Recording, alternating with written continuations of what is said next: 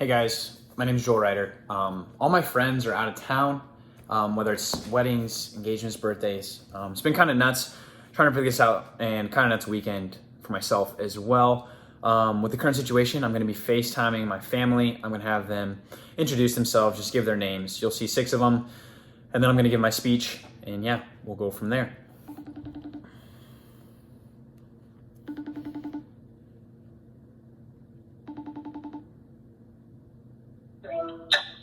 All right, introduce yourself. Hi, this is Josh. Hi, I'm Elsa. Hi, this is Jep. Hi, I'm Anna. Hi, this is Zach. Hi, I'm Haley. All right, that's my audience and my family, and I'll be getting started.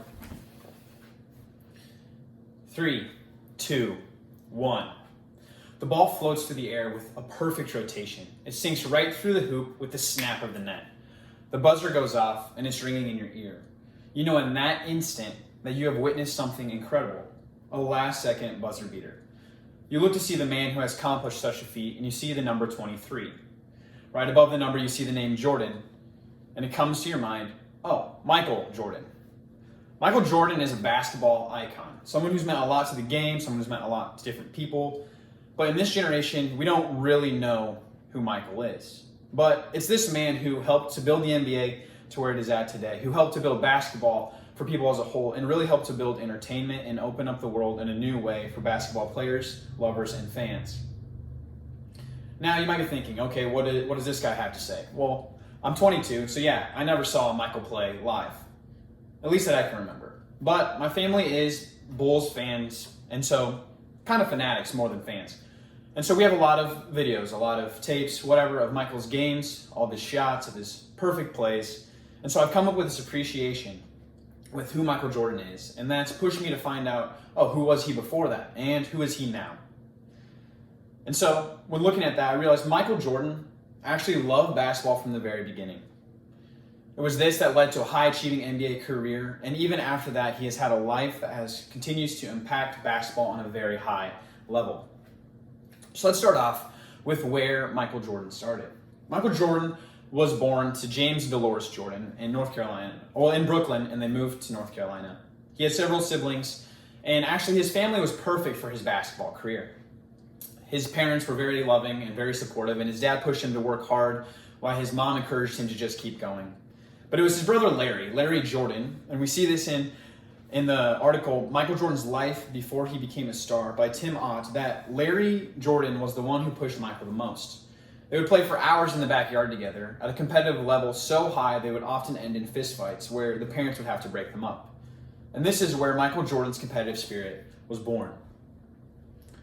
Thus, you would think that Michael would be competitive all the way, that he'd be ready for the NBA, ready for high school, ready for college, so on and so forth.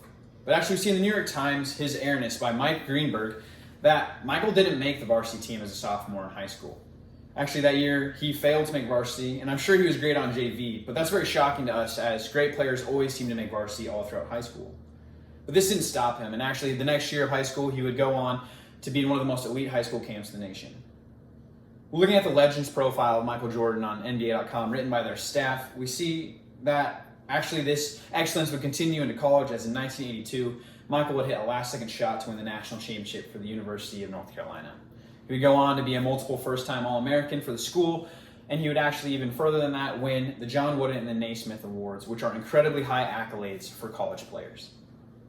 But his career doesn't stop there, as most of you know. It heads on to a very, very high-achieving NBA career. And actually, Michael's career achieved a lot for him, as well as achieving a lot for the NBA as a whole. When looking back at the Legends profile about Michael, we see that he actually won 6 championships, which is a crazy high number. He had 5 MVPs.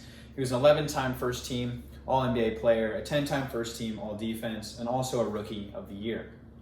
This past year, this really incredible documentary titled The Last Dance came out from ESPN. This was directed by Jason Heer, and this really shows how Michael impacted people and the basketball community. Everyone wanted to be like Mike. This was a slogan that pushed people to do his fundamentals, to play basketball the way he played, but even more to have his charisma, to have his persona, and to really just love the game and be a good people.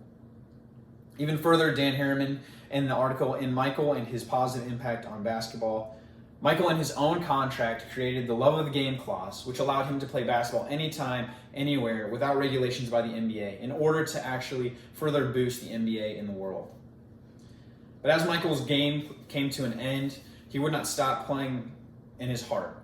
He wanted to be a part of the game to the end, and so we actually see that he continued to impact it to this day. Going back to the legend profile, Michael, instead of playing, would then just go on to buy a basketball team. He became the owner of the Charlotte Hornets and thus became a part of every NBA season since. We're actually going back to The Last Dance by Jason Tahir. We see that Michael would start this amazing tradition of building up the next generation.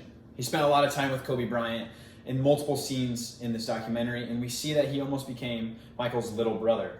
He would push Kobe Bryant to be a great player, and Kobe would then push LeBron, and so on and so forth. We get this dream of pushing the next talent to be great, to further this wonderful game and to further the league.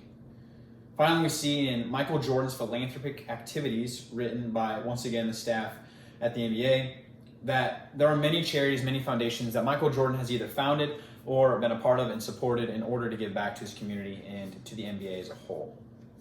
In conclusion, we see that Michael Jordan was huge for the game of basketball and huge for the NBA. He actually loved basketball from the very beginning with his brothers. He would go on to have a great career in college and in the NBA, and in the end, he would continue to support as long as we've known.